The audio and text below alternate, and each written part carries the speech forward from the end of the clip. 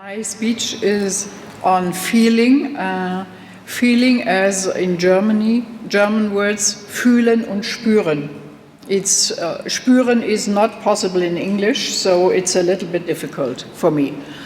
Feeling as a basal dimension of the experience of reality constitution. Explorations using the example of nature experience, exploration in some Russian and German kindergartens. Introduction. 20 years ago, at a conference like this, I stood at the speaker's desk to give a lecture. The microphone was switched on, people sat in their chairs and looked at me expectantly. I started as planned with a few lines of a poem of Rilke. After a few words, I felt that the words did not reach the listeners to the full extent. They were attentive, they did not talk, but something was wrong. I interrupted myself, asked for the microphone to be switched off and started again. Today is not possible. Now I felt with every fever of my body how the sound of my voice created a resonance. It became possible to enter the space created by Rilke's poem in different ways. I interpret this event on the basis of emotion research as brought together by Huber in addition to Wulf et al. Central here is the dynamic interdependent interaction of body state changes, mental representations or imaginations and cognitive evaluations in the interaction with the environment. My bodily reaction, something is wrong, is thus evaluated using the ideas and imaginations of good lecture acquired during my life in my cultural, social, institutional context of university and so on. So I can evaluate and anticipate behavior, regulate my behavior and thus adapt. But does the lecture have to be read as only an interaction of an individual for adaptation to his environment? Also, to speak with Wulf et al., how do imaginations as inner images and as cultural and collective imaginary worlds become effective at that moment? I am interested in understanding and not transcending the moment of becoming aware in perception and feeling as spüren. How can we feel, spüren, moods, atmospheres, feelings, emotions? We've heard much about that, so I focus on this kind of feeling as spüren. Sorry, I lost this. You see my presentation. Now I come to the second point, phenomenological perspectives for perception and feeling. Yes. So I want to try to find out or to work out what is meant when we speak about feeling as spüren. With Rombach, we heard something in the morning from structural anthropology. Following Heidegger, a phenomenological perspective is to be developed that explores the question of the relevance of feeling in that way. In any case, feeling is not an inner mood that could rub off onto outside, but the whole of how we find ourselves as present in the world. It is respective mood that opens up this perspective to us. On the other hand, as Heidegger says, the possibilities of development of recognition fall too short. Rombach speaks of the situation in which we find ourselves, which affects us in each case and from which we come back to ourselves. This is not an external situation which is then subsequently felt inwardly, but we are, so to speak, citation, burst open to the situation. The situation is not temporarily preceding but constitutive. This feeling of the situation which gapes internally, concerns me, it has preoccupied me. This is what constitutes the pathic character of existence. This is opened to us in perception, in moods, atmospheres, emotions, and feelings, in being attracted or repelled by a situation. Situation is only possible in emotional compassion, Rombach said. We are in it, we do not behave from outside towards circumstances, we are open towards other people and issues in it. Citation, the internal constitutes itself in the experience of the situation. We do not feel because we have a sensory apparatus, but because the world is sitting within us in the form of the situation. Soul is the epitome of the experience, of wherein we are and feel ourselves. I try to give an example. In a kindergarten in Moscow, where I did my research, the children paint a picture in their own diary every day and dictate something about it to the kindergarten teacher every day. These stories are not commented on, but they are read out to everyone in the group before they go to bed after lunch. I give you two examples. Marina, 6 years old, draws this picture and then told the teacher who wrote the story, "This morning I went for a walk on the way in kindergarten. I saw what I didn't see. There were thawing heaps of snow. The last time when I was in kindergarten, I had a feeling that winter is forever. And now, when I went here, I came to a spot and saw the green grass, and I saw young flowers, but they are only sprouts."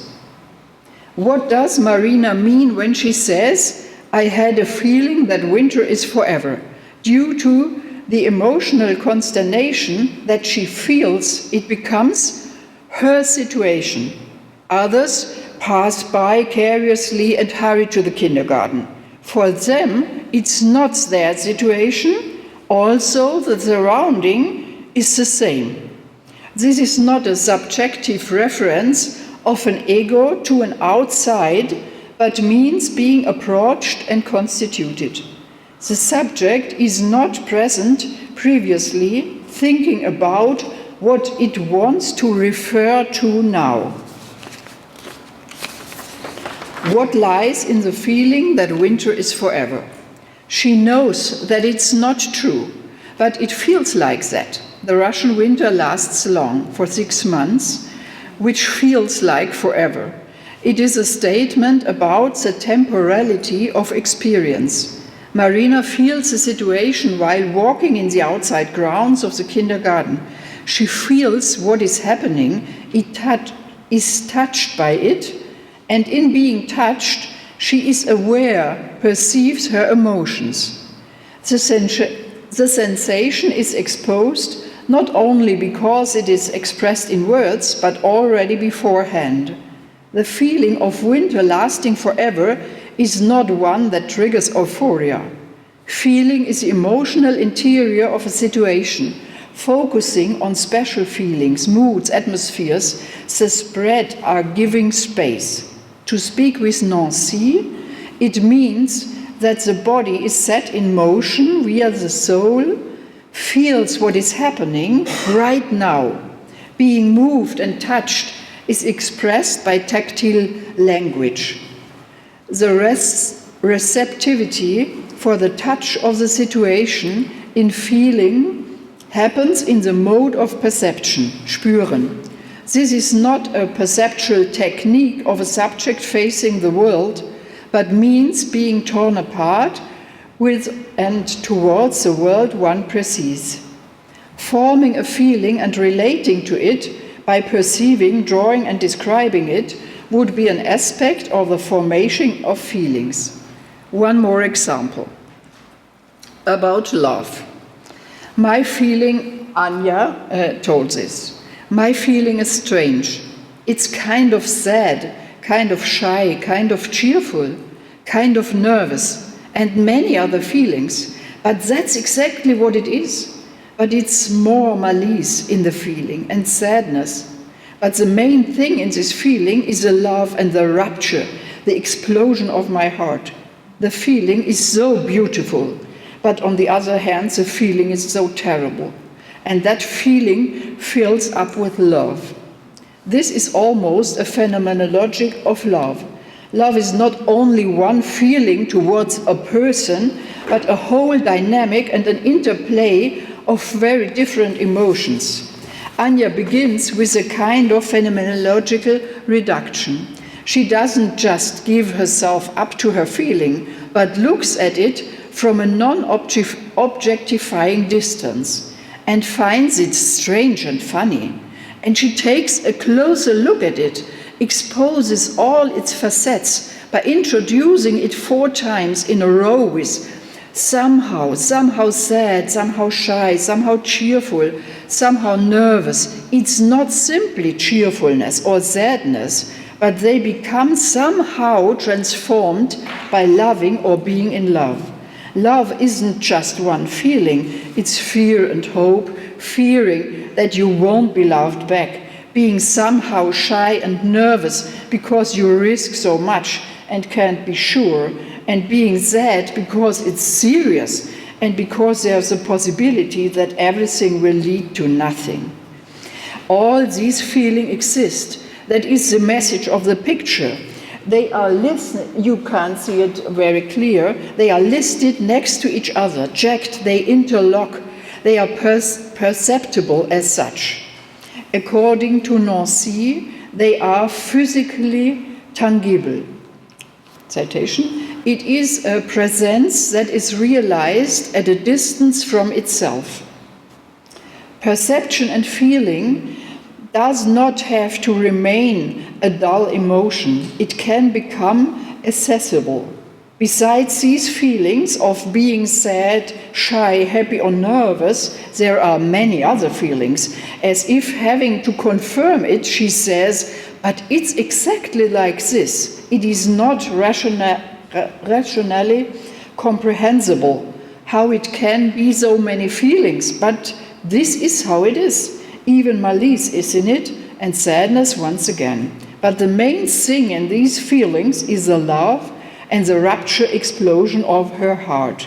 You no longer know who you are compared to who you were before. The heart breaks, as you see in the picture, explodes, a tremendous energy becomes effective, almost tearing the person apart into what is happening. This also becomes very obvious in the picture. It is not a delightful, sweet love in pink and frills. It's a strong love, and yet forming a structure with chambers in which faces can be seen in the picture that shows these different emotions. In each chamber, another emotion is seen with the emojis that shows the different emotions that all contained here and appear at the same time. The feeling is so beautiful and so terrible, and many contradictory feelings turning towards other person with anxiety and with absolute endangerment of not yet being. Sadness, shyness, nervousness. All of this is filled with love, and she herself writes this sentence yet again into the picture. You see it right in Russian language, of course. It is a phenomenology of love, sensing accordingly how love constitutes itself, with which feelings have an effect on it and determine how it comes about, the complexity and dynamics in the emergence of love. She turns toward all this by feeling, painting, and describing it. In summary, why make I this example? Perception and feeling, as spüren, is a way of paying attention, of being aware in what is happening here. And it's a different kind of reflection than we do it in thinking. With Rombach and Nancy, the concept of soul might lead towards grasping the phenomenon. The soul is not a thing, nothing behind a human being or tangible within. The soul is present in the body. Everyone who had to face a beloved friend as a corpse, as a dead person, and was seized with the horror, knows that what is left is only but nothing but a body. But what is the soul? How can one grasp it in order to be able to describe this feeling? The soul fulfilled the body. It stretched out his antennae, as Nancy says. Nancy, the soul feels the body first. The body is the soul in motion. Here the body is not limited to itself, as one can see and experience, maybe in the example of dance.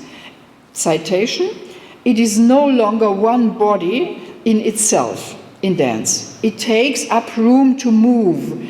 It dances itself. It is danced by another. It is an, citation, intermediate space of a presence which becomes present at a distance from itself. The separation of the bodies is opened and transcended at the same time. How can body and soul can be grasped? Nancy, again, the unity of body and soul is the object of an evidence. Evidence, a phenomenological, very important point. The modality of this evidence differs in the fact that one feels it instead of thinking or imaging it. Nancy refers to feeling as a way of thinking, because one refers to oneself, whereby this feeling oneself, e.g. when dancing or when being with a group of children, does not have to be limited to one's own body, to an ego, but encompasses the others and the emerging and developing space for play, pleasure, and sense. This emerging space only exists in becoming and in emergence and requires the soul, which feels and can follow an emerging form or space, shape, passively, pathically, such as in art, thus participating in its emergence. This occurrence is also a feeling with others that arises from the connection felt in a dance or children's group. Not a dialogue of separated, but a coordination and attunement, a togetherness at stake, which is perceived as a common meaningfulness. It is a kind of concreativity, as Rombach would say, a conmotion, as Nancy would say, which requires the distance to itself in order to be moved and touched as soul and body on the one hand, but not to blindly dissolve into this feeling or affection, but I am sensing and feeling what is happening at the moment of being touched, exploring what is in and can become at that moment. Of course, cultural, social, historical, institutional values and imaginations are included and may be transformed in this process here, having an effect on the response that has already begun before one realizes it. Citation Nancy, the soul marries the vibrations of the body, which is demonstrated in embodied movements. That which develops is, citation, an emotion exposed by the soul over the whole body and to the end of the world. Citation. Emotion is therefore nothing within the body, within the human being, but the inside of an outside, perceiving and feeling itself with everything there is and may become, and trusting itself to a certain extent to the movement vibration. One becomes a kind of soundboard, able to open in deeps and to communicate. We know this perception and feeling as acting from the gut, as gut instinct. It is a constitutive moment of the experience of reality. I cannot replace reflexive acts of a different kind, such as thinking, developing ideas, and so on, but one cannot skip this kind of feeling with impunity, because one would cut oneself off from emergence of life. Now I come to the next point. Third, experiencing and exploring nature and science in kindergarten, in German and Russia. In order to explore the question of the importance of perception and feeling in childhood education, I have chosen an area of early education that is currently receiving a lot of attention. I analyze concepts and research on the topics and then work with material from Russian daycare centers. It is not about culturalist blogs, but about different options in a spectrum of possibilities. The separation of humankind and nature, subject and object, is the basis of the discourses. As Heidegger remarks in his technical essay, the mode of technical attention changes humanity as a whole. A human being who relates to the world in a technical way is interested in securing and controlling the generation of the greatest possible benefit and also regards nature in this way. The current orientation of early childhood education follows this direction: self-regulation, self-optimization, cognitive orientation, problem-solving skills, emotions in the service of effectiveness and efficiency are important topics. This is justified and reinforced by an epistemological one-sidedness. The world should be recognized and worked on. Third one, natural experience and natural science in German early education. The issue of nature is currently mainly dealt within the context of scientific education in kindergarten. The current demand for scientifically trained workers is used as an argument, for example, from Phenomenological. This strategy suggests that there can only be this one future in which there will be a primary requirement for scientific skills.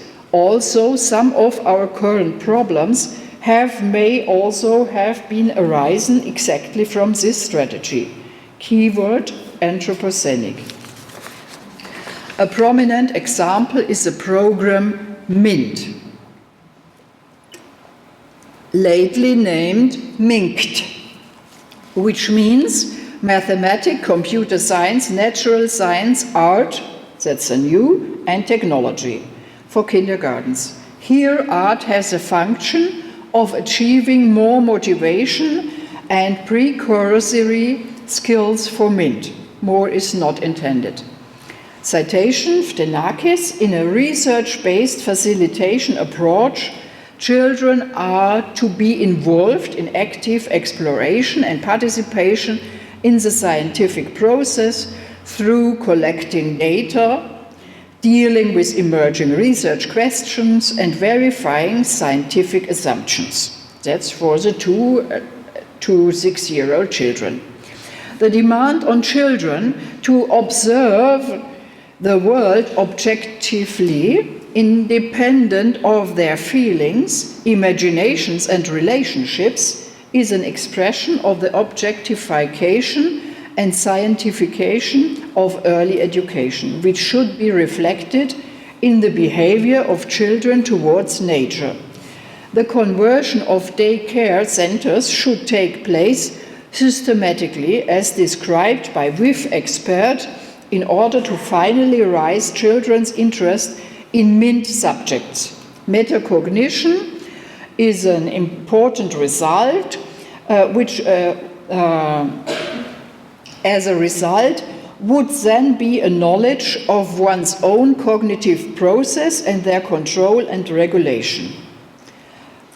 One example, plants or animals could be measured, examined, categorized, which is then called research-based learning. Feelings play no part in this constitution of the experience of this reality, except that they should be regulated, ought to motivate children or give them the security to explore.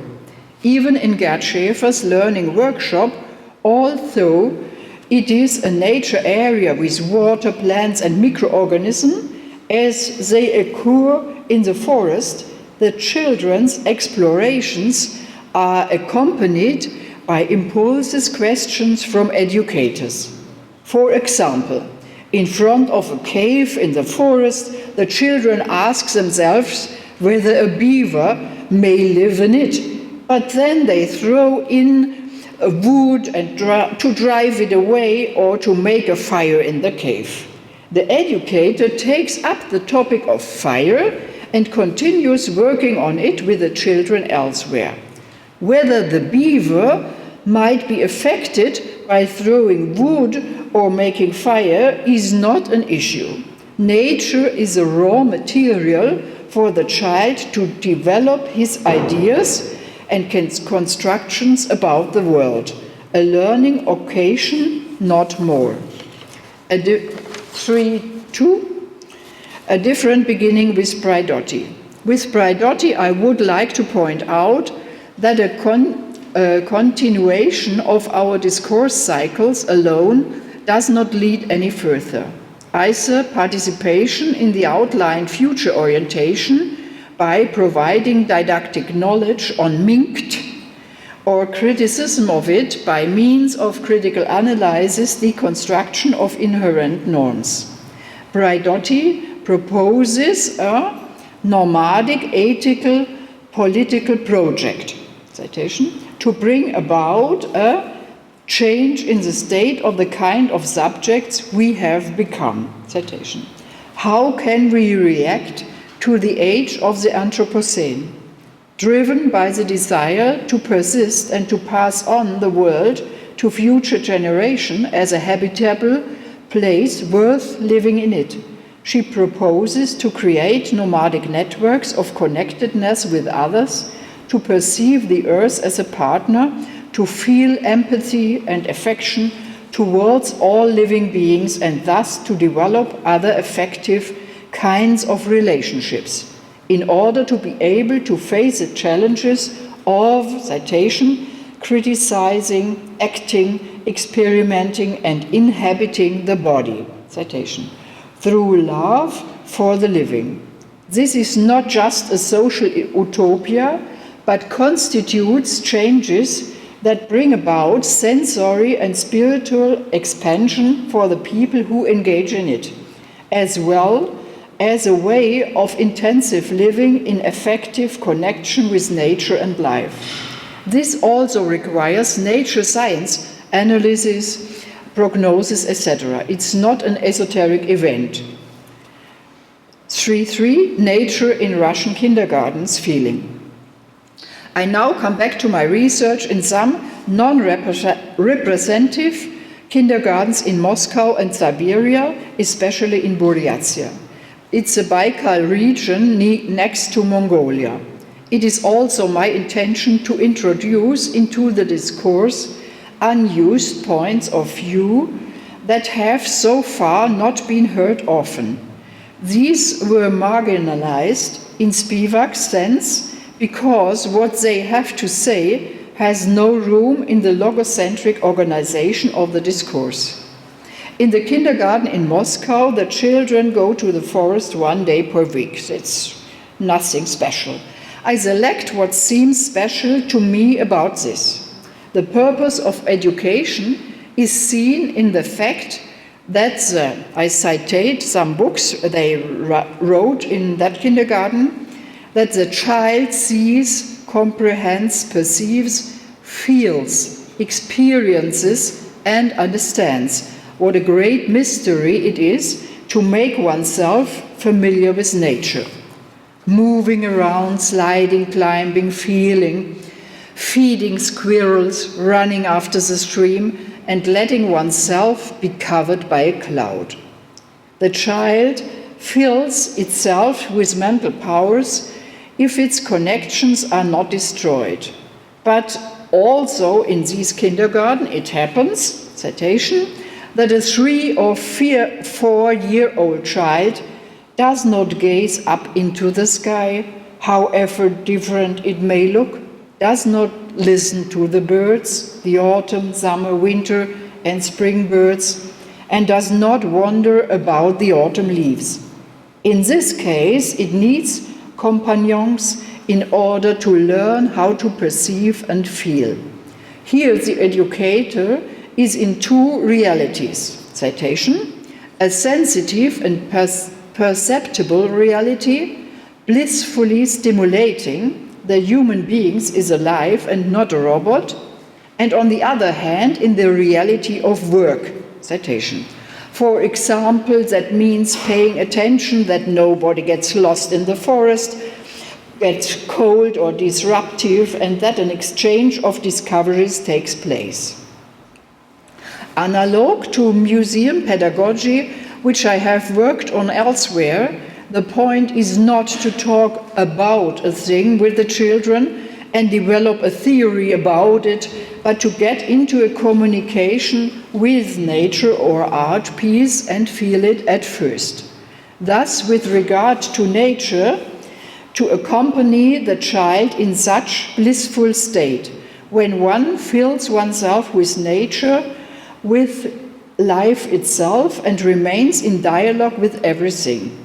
I come to Bolno, we heard about him. Bolno already stated in 1987 about that topic that the ability to listen and respond to nature's voice is only possible where nature has not become an object.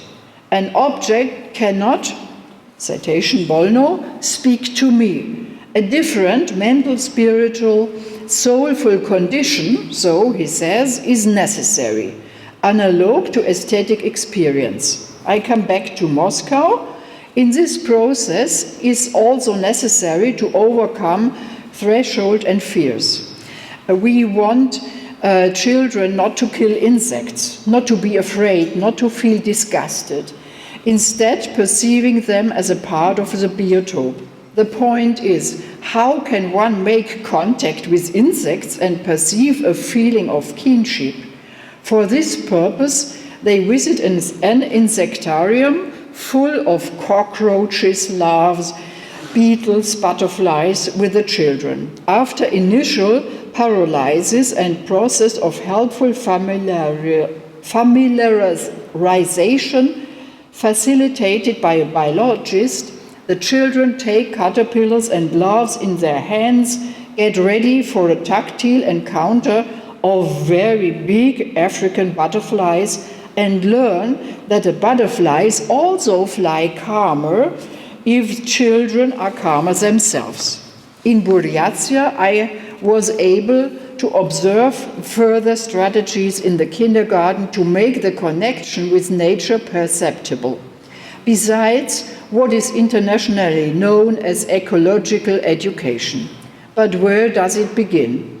Everything is based on a specific attitude that is articulated in the fact that the Lake Baikal is perceived and treated as a holy sea. This perception has its background in shamanism and Tibetan Buddhism, both of which regard humans as an inseparably connected part of nature, depend on others, and at the same time responsible for their own actions. And so the children ask the soul of a plant if it wants to be touched before they touch it themselves. But how is such a communication possible? What precedes it? The basis seems to me that educators at first teach the children to feel nature, plants and animals, while they feel it themselves. They share this feeling, giving a space to unfold. Thus, the children of a group sit in front of a big screen and watch and listen to the lake rolling ashore. The teacher explains that the children love the sounds of the wave. At first they listen and look, absorb beauty and energy, make contact, remember their own experience before they talk about what they think and know and aesthetically design it and thematize the ecological context. This seeing, hearing, feeling of the waves corresponds, as Professor Dagbayeva from Ulan-Ude University explains, to people's deep need of spirituality, which is not limited to themselves but connected to everything alive. First and foremost, participation. It's a very big topic we have. Participation means to be a part of something, and this is always more than what could be expressed. It is first experienced and then distanced, thought, reflected, and translated in aesthetic practice, protective measures for which you also need MINT. We urge children at an early age to objectify plants and animals, to categorize, to measure, and to explore them in this way. The necessary is not denied, but as a sole strategy, it reduces the possibilities of action so that the future only has a place that is narrowed and predetermined. With Braidotti, one could think about whether maybe time to include the limits of this worldview into the design of education contexts of children and expand the scope of options there by searching for examples of different strategies from Siberia to Brandenburg and so on, in order to pose the fundamental question in sense of pedagogical anthropology. How can we think about humankind in the diversity of experiences, phenomena, paths of knowledge and forms of perception and feeling, perceiving the beauty of a tiny blossom, developing emotions of joie de vivre, trust and gratitude, confidence and security, respect and friendship, grief and compassion. These are present and shared experience that point towards the future and also gets idea from previous experience. They are experiences that cannot be controlled primarily in a metacognitive way, because they do not unfold in it. If one limits oneself to this, humankind is cut off from what can be grasped through perception and feeling, from what can arise as a rich and varied experience of the constitution of reality, which can be shown in phenomenological approach. Following Braidotti, I come to the conclusion: the feeling of connection with nature, with the living and the inanimate, is a central moment. It is neither a purely psychological process nor a romantic idea, but a real, concrete event that can be perceived.